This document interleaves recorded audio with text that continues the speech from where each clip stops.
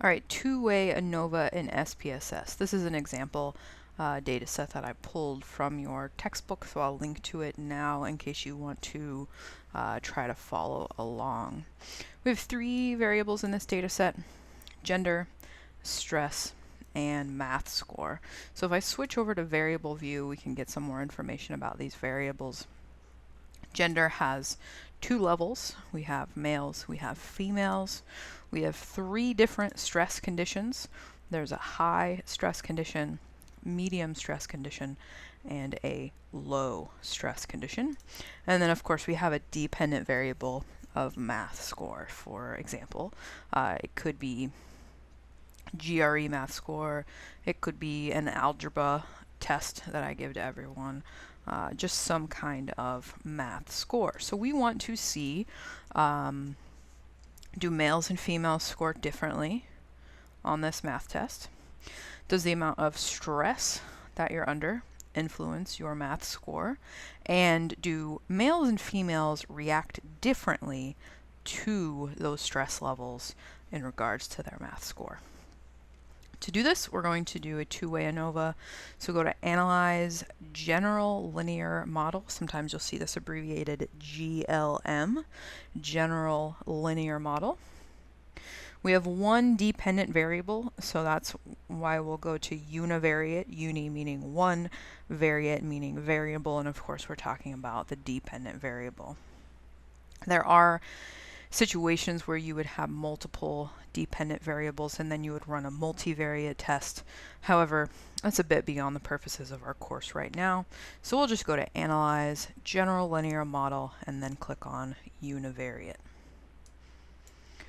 So here's our box again. It looks very similar as it has to many of the other tests we've run.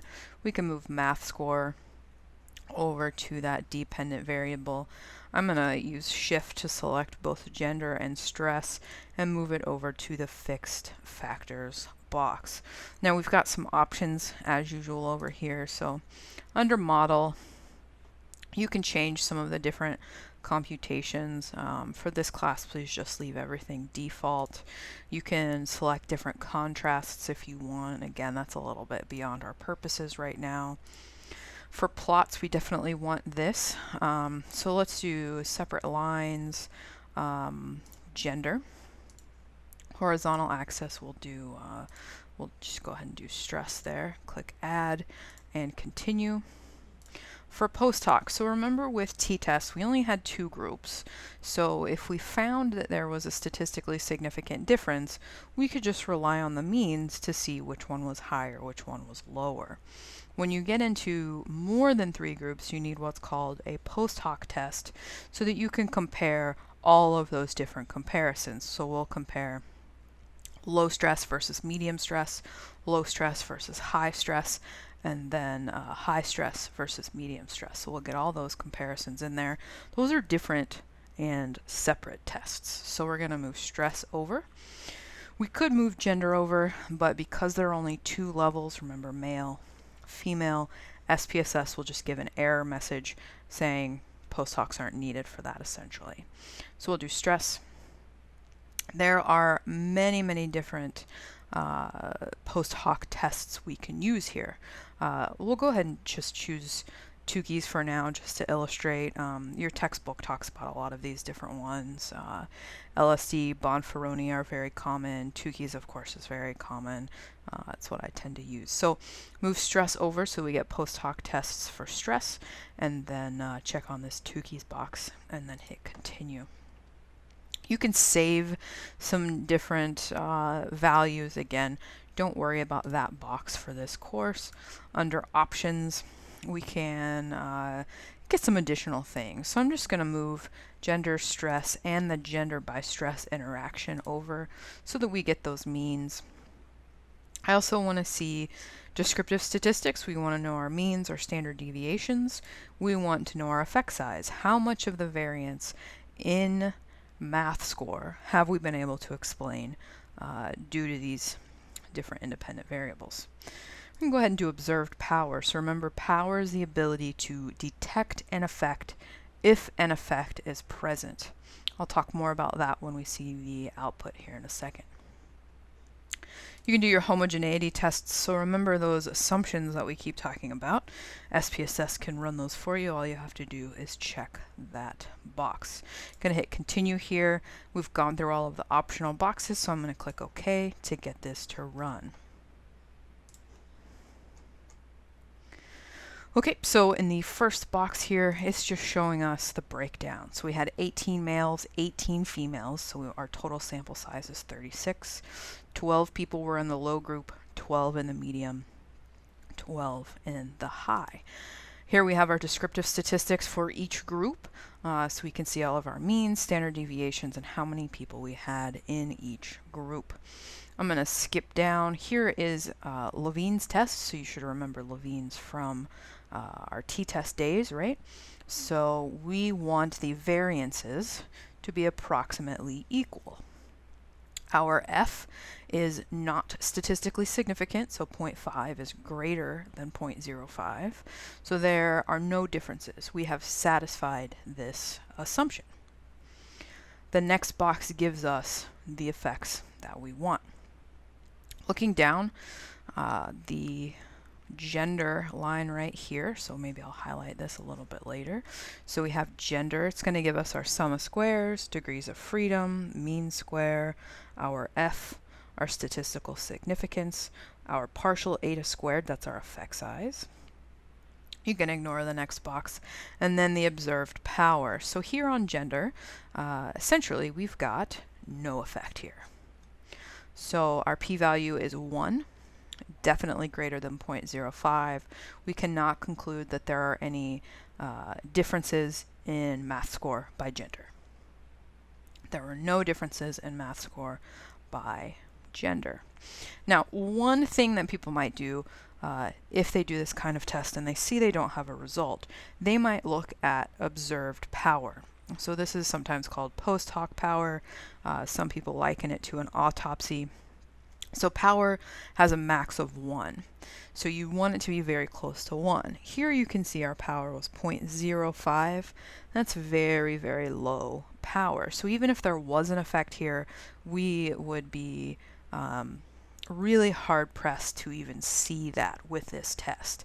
There's just not enough power. So one good way to increase power is simply collect more data. So if you wanted to do this again, collect more than the 36 people you got the first time around, something might come up there. You might find a gender difference. You might not, but you want to have sufficient power to really investigate that question. So no main effect of gender. Going down one more line, we can look at the main effect of stress. Do these different stress conditions, high, medium, low, influence these participants' math score?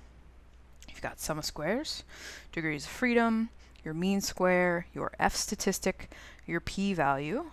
Eta squared again is our effect size. Observed power 0.998. So p is less than 0.05. It's actually less than 0.001. Very, very teeny tiny. There's definitely a main effect of stress. So main effect of stress, our eta squared is 0.5. That is a considerable amount of variance that we're explaining with this stress. That tells us stress definitely influences your math score. Now, how about the gender by stress interaction? Now, this really looks at how do people in these different groups, different combinations of these groups, deal with whatever conditions you're putting them through. So do males react differently to stress? Do they have, different math scores in the different high stress conditions? Maybe males can handle high stress conditions better, so they do better on that final math test. Maybe males do worse. That's what this interaction is really looking at. So what's the effect? How do gender and stress combine to influence this math score? So jumping over, we've got sum of squares, degrees of freedom, our mean square, we've got our S statistic, we have our statistical significance here, 0.01. So again, less than 0.05, we do have a gender by stress interaction. Eta squared 0.26, a solid effect size again, and also you can see we have very good power here. So no main effect of gender. There is a main effect of stress, and we've got a gender by stress interaction. But what stress group does the best on this math test? What combinations of gender and stress are the most detrimental? We need post hoc tests to look at that.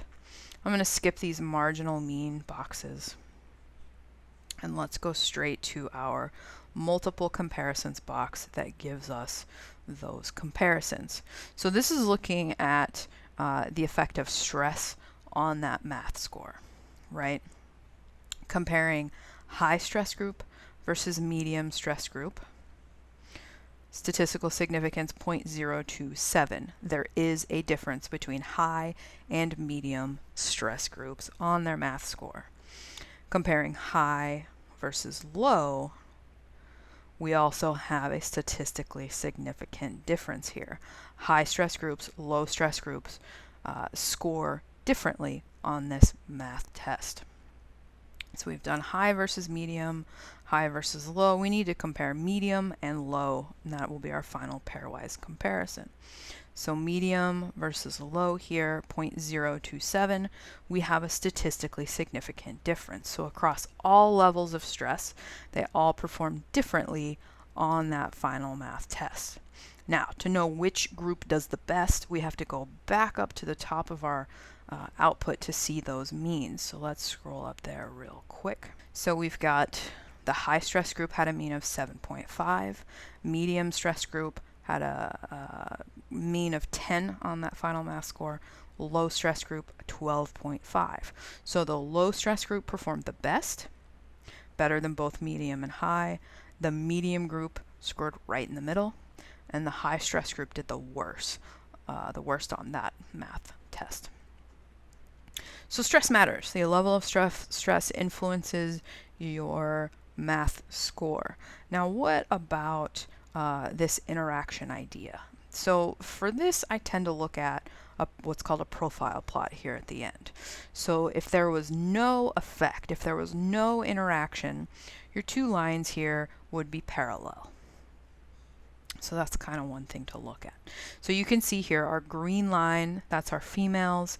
You can see our blue line is the males. So it looks like males are not harmed as much in the high stress group as females are. You get females into a high stress group, they do much worse than males in that same high stress group. Our medium stress groups are about the same by gender. Low stress groups, females do much better than males, at least in this data set. So this is just a visual depiction of our interaction effect. So remember, it was a statistically significant gender by stress interaction. So looking at how those levels of those two variables interact in unique ways to influence our dependent variable. That's really it. So that's a two-way ANOVA, Factorial ANOVA in SPSS.